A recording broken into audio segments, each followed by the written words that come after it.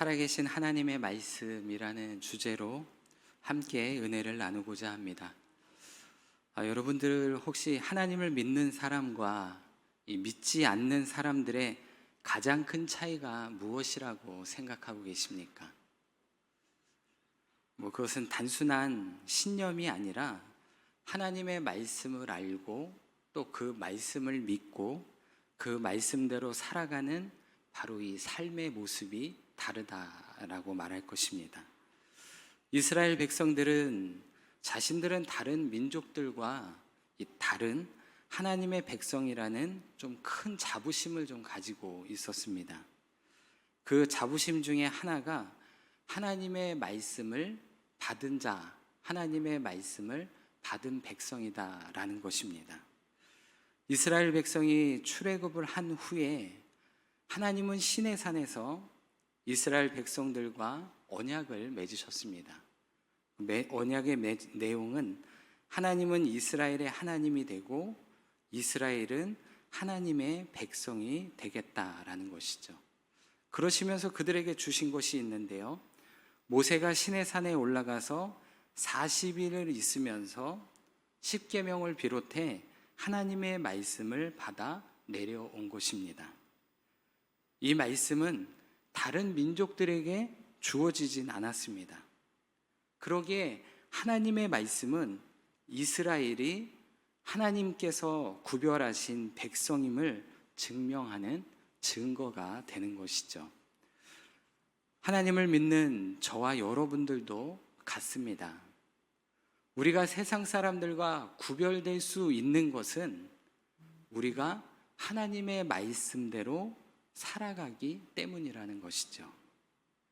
세상 사람들과는 다른 가치관을 가지고 하나님의 말씀에 기초한 삶을 살아갈 때 우리는 거룩한 백성으로 세상과 구별되어 살아가는 것입니다. 하나님의 말씀이 없으면 우리는 사실 세상 사람들과 별반 다르지 않을 것입니다. 죄인인 우리가 거룩한 하나님의 백성이 되게 하시고 우리를 온전하도록 만드는 건 세상의 지혜도 아니고 세상의 경험도 아니고 세상의 학문이 아닌 바로 하나님의 말씀인 것입니다. 하나님의 말씀을 통해 우리가 구원에 이르렀고 하나님의 말씀을 통해 우리는 온전한 사람으로 변화되어 가는 것이죠. 만약 하나님을 믿는다고 하면서도 하나님의 말씀과 상관없는 삶을 살아간다면 그를 하나님의 사람이라고 말할 수 있겠습니까? 아마 그렇게 말하기는 어려울 것입니다. 많은 분들이 믿음 생활을 하면서 하나님의 말씀이 얼마나 중요한지 깨닫는다라고 말할 때가 참 많이 있습니다. 고난을 겪으신 분이나 또 어려움 가운데 계신 분들이 늘 이런 말들을 하죠. 하나님의 말씀이 없다면 우리는 세상 사람들과 다를 바 없는 방황하는 인생이 되고 말 것입니다. 그래서 오늘 말씀을 통해 우리에게 주어진 하나님의 말씀이 우리 삶에 얼마나 중요한지, 그 말씀의 능력이 어떻게 우리를 변화시키는지 함께 살펴보고자 합니다. 오늘 이 하나님의 말씀이 우리 안에 살아 역사하기를 바랍니다. 먼저 하나님의 말씀은 살아있고 활력이 있다라고 말씀하고 있죠. 사실 우리가 이렇게 말하는 이 말은, 이 음성은 공기 중에 파동으로 전달되어 결국 사라지고 맙니다. 그런데 그 말의 음성은 사라질지 모르지만 이 말이 주는 영향력은 사라지지 않는다는 것이죠. 요즘 가전제품들을 보면 음성 인식 기계가 연결되어 참 여러 이게 편리한 것들을 볼 때가 많습니다. 현관에 불을 켜줘 그러면 불이 켜지고, 꺼줘 그러면 꺼지고, 거실에 있는 텔레비전도 말로 켜고 끄는 그런 세상이 있죠. 거의 말로 다 되는 시대로 변화가고 있습니다.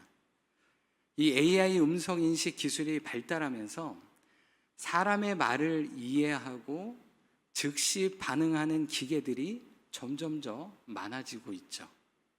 이처럼 말이 현실에 직접적인 영향을 주는 모습을 보면 우리가 내뱉는 이 말이 얼마나 큰 힘을 가졌는지 다시금 깨달을 때가 많습니다. 한 청년이 있었는데요. 그는 어린 시절부터 부모에게 넌 안 될 거야.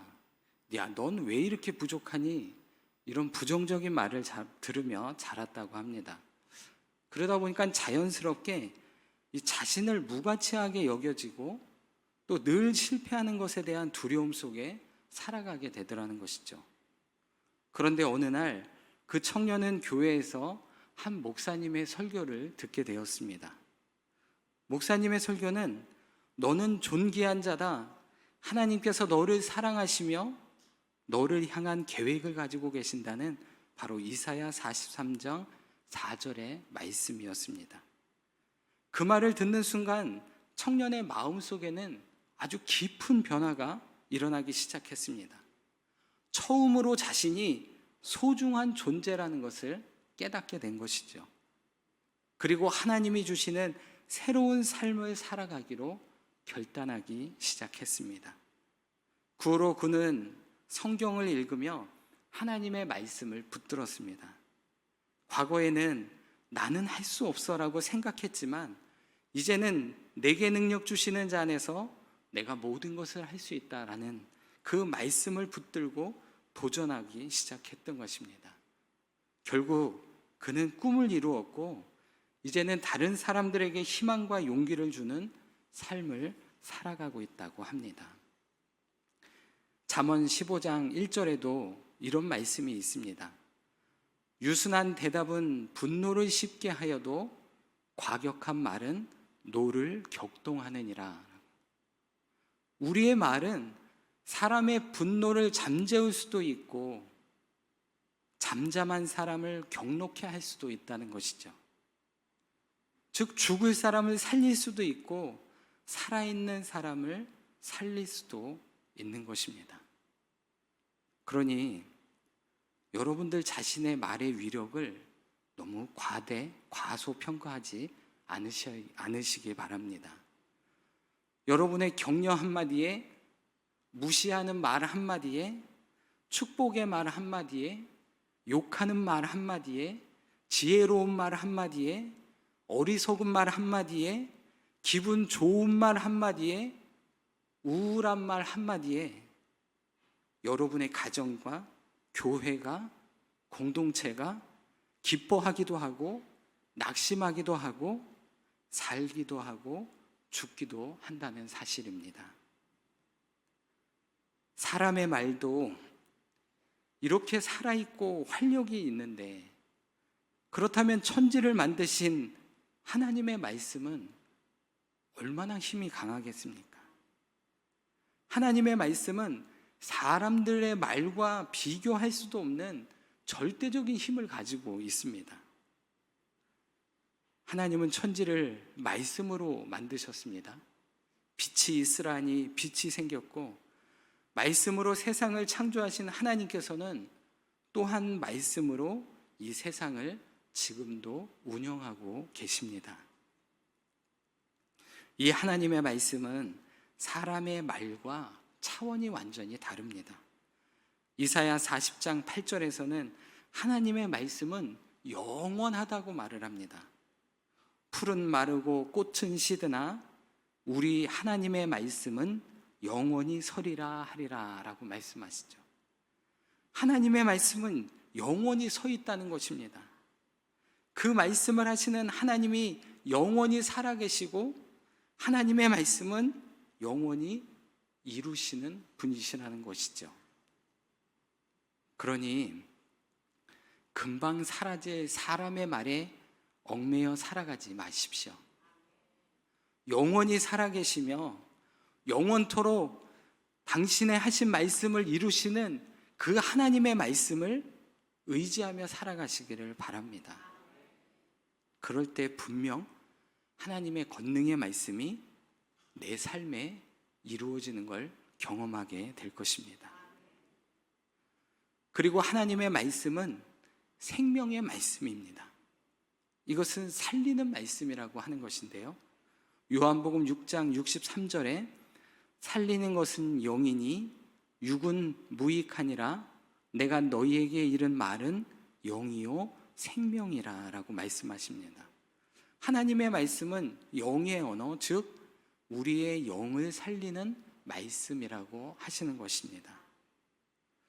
우리가 에스겔 37장에 보면 하나님은 영으로 에스겔 선지자를 데리고 이 골짜기로 가운데 데리고 가십니다. 그리고 골짜기 바닥에 마른 뼈가 질비해 있는 것을 보여주시면서 하나님이 이렇게 물어보시죠. 37장 3절에 인자야 이 뼈들이 살겠느냐. 그리고 하나님은 에스겔에게 이 모든 뼈에게 대신 말하라 라고 하시면서 명령을 주십니다. 37장 5절에 내가 생기를 너희에게 들어가게 하리니 너희가 살아나리라. 너희 위에 힘줄을 두고 살을 입히고 가죽으로 덮고 너희 속에 생기를 넣으리니 너희가 살아나리라. 또 내가 여호와인 줄을 너희가 알리라. 그 명령대로 그렇게 선포합니다. 그랬더니 뼈들이 서로 연결되고 사람의 형태를 갖추고 그 뼈 위에 힘줄이 생기고 그 위에 살이 오르고 그 위에 가죽이 덮였습니다. 마지막으로 에스겔이 하나님의 말씀을 대언합니다. 9절 말씀인데요. 생기야 사방에서부터 와서 이 죽음을 당한 자에게 붙어서 살아나게 하라. 그랬더니 그 시체들이 살아나 큰 군대를 이루었다라고 말씀하시죠. 무슨 말입니까? 하나님의 말씀은 죽은 영을 살리는 생명의 말씀인 것입니다. 그러므로 하나님의 말씀이 살아있고 운동력이 있음을 믿는다면 그 말씀을 에스겔처럼 대언하시길 바랍니다. 어떻게 대언할 수 있겠습니까? 말씀을 읽으십시오. 묵상하십시오. 기도로 선포하십시오. 그러면 분명 하나님의 그 살아있는 말씀은 우리에게 권능이 될 것입니다. 지금 우리가 처한 상황이 어떻습니까? 이대로 그냥 갈 상황은 아니지 않습니까? 하나님의 말씀을 선포하고 하나님 앞에 기도할 때인 줄로 믿습니다. 살아있는 하나님의 말씀을 붙드십시오. 기도하십시오. 선포하십시오. 두 번째, 하나님의 말씀은 어떠한 검보다 예리하다라는 것입니다. 이 검은 보통 전쟁이나 싸움에서 상대를 공격하는 무기로 사용됩니다. 근데 하지만 하나님의 말씀은 단순히 공격하는 것이 아니라 치료하고 회복시키는 그런 검을 말하는 것입니다. 육신의 치료를 위해 수술용 칼이 필요한 것처럼 하나님의 말씀은 우리 영혼을 치료하는 도구입니다. 그래서 우리가 하나님의 말씀을 믿고 신뢰하면서 살아갈 때 내 안에 있는 거짓도 사라지게 되죠. 내 안에 있는 악한 것들이 다 떠나게 되는 것입니다.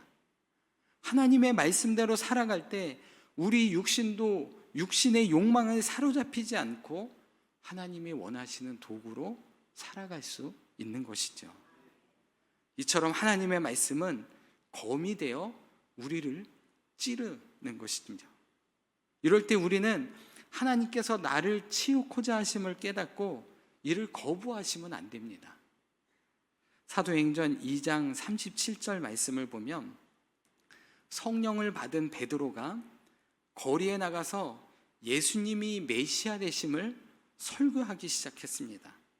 그런데 그 말을 듣던 예루살렘 사람들이 이 말을 듣고 마음에 찔림을 받기 시작했죠. 왜냐하면 그들은 예수님을 십자가에 못 박도록 외쳤고 예수님을 죽음에 넘기도록 동조했던 사람이기 때문에 그렇습니다. 그래서 베드로가 전하는 하나님의 말씀에 그 예리한 검이 그들의 마음을 찔러니 그들의 영혼이 찔림을 받고 꿰뚫림을 받고 있었던 것이죠. 그럴 때 찔림을 받은 3,000명의 사람들이 회개하고 예수 그리스도를 믿고 세례를 받았습니다. 구원받았다는 말씀이죠. 그런데 이와 반대로 사도행전 7장에 스데반 집사님도 예수님이 메시아 되신다는 설교를 했습니다. 그랬더니 그곳에 모여있던 사람들도 이 말을 듣고 똑같이 마음에 찔림을 얻기 시작했습니다. 그런데 안타깝게도 그들은 마음의 찔림을 받으니까 스데반을 향해 이를 갈고 그를 돌로 쳐 죽이고 말았습니다. 그들은 영혼의 치유함을 받지 못한 것이죠. 같은 하나님의 말씀을 듣고도 반응은 이렇게 극명하게 갈리는 것이죠. 말씀이 우리의 마음을 찌를 때 우리는 회개할 것인가 아니면 거부할 것인가, 이 선택이 우리의 영원한 운명을 결정하게 되는 것입니다. 우리가 설교를 들을 때나 성경을 읽을 때 찔림받는 부분이 있다면 성도님들은 기뻐하십시오. 왜냐하면 하나님께서 말씀으로 우리의 병들고 잘못된 것들을 치유하고 회복하고 있는 것이기 때문에 그렇습니다. 살리려고 하시기 때문에 그렇다는 것입니다. 16세기 프랑스의 유명한 외과 의사의 암브로스 파레라는 사람은 많은 사람들을 치유하면서 이렇게 말을 했습니다. 나는 상처를 싸매줄 뿐이지만 상처를 고쳐주시는 이는 하나님이시란다. 하나님의 말씀을 통해 우리가 치유받는 원리를 아주 잘 가르쳐주는 말씀입니다.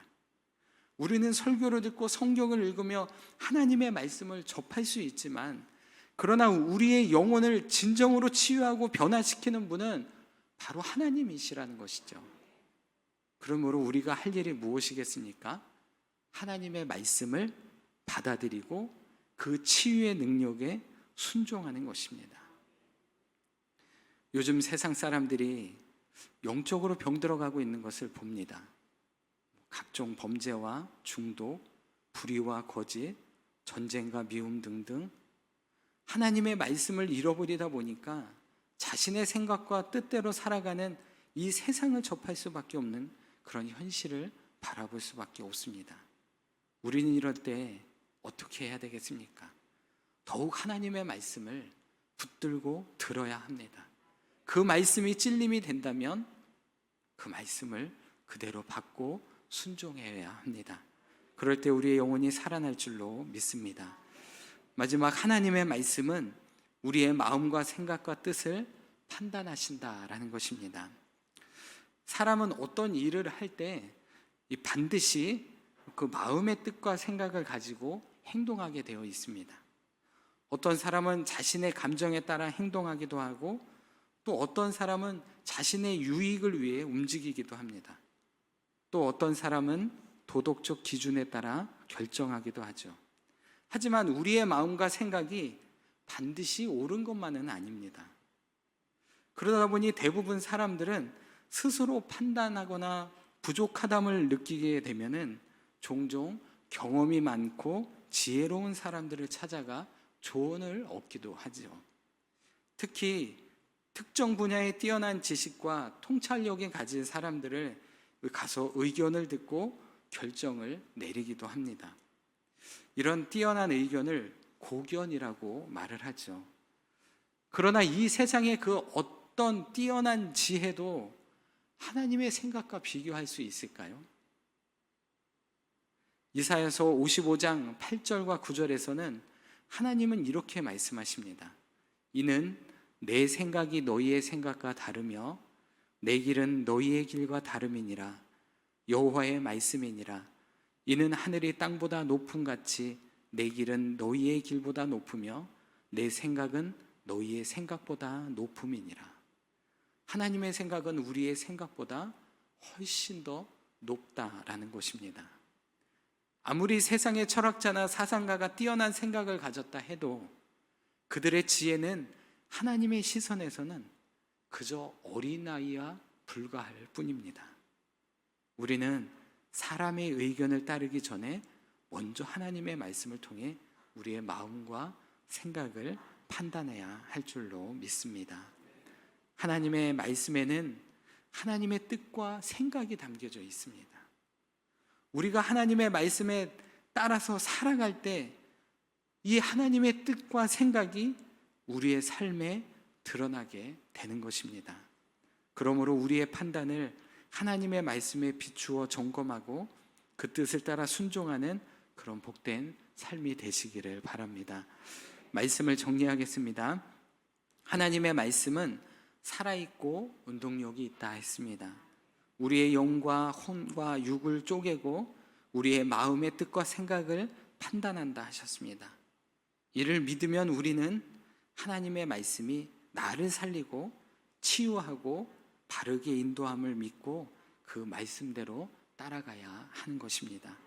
하나님의 말씀을 읽고 순종하심으로 살아서 역사하시는 하나님을 만나시고 내 영혼과 육신을 쪼개시는 하나님으로 말씀의 치유함을 받으시고 하나님의 마음과 뜻과 생각을 깨달아 하나님의 구별된 백성으로 살아가시는 믿음의 승리자들이 되시기를 바랍니다.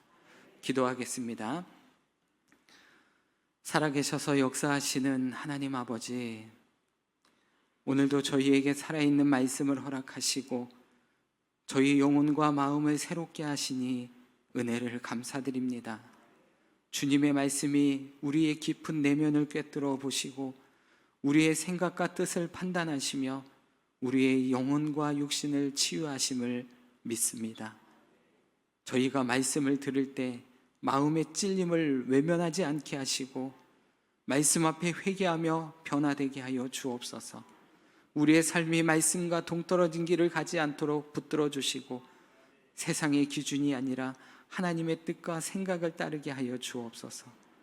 말씀으로 우리의 영혼을 소생시키시고 우리의 삶을 변화시키는 주님의 능력을 날마다 경험하게 하여 주옵소서. 특별히 사랑하는 담임 목사님을 위해 간절히 기도합니다. 주님의 종이 오랫동안 교회를 위해 헌신하고 수고하여 싸우니 하나님의 손길로 위로하여 주시고 치유의 은혜를 베풀어 주옵소서. 주님께서 친히 만져주시고 회복시켜서 새 힘을 얻고 다시 강건하게 세워 주옵소서. 이 시간 저희가 주님의 능력을 바라보며 함께 기도하오니 우리의 기도를 들으시고 응답하여 주옵소서. 우리를 사랑하시는 예수님의 이름으로 기도드리옵나이다.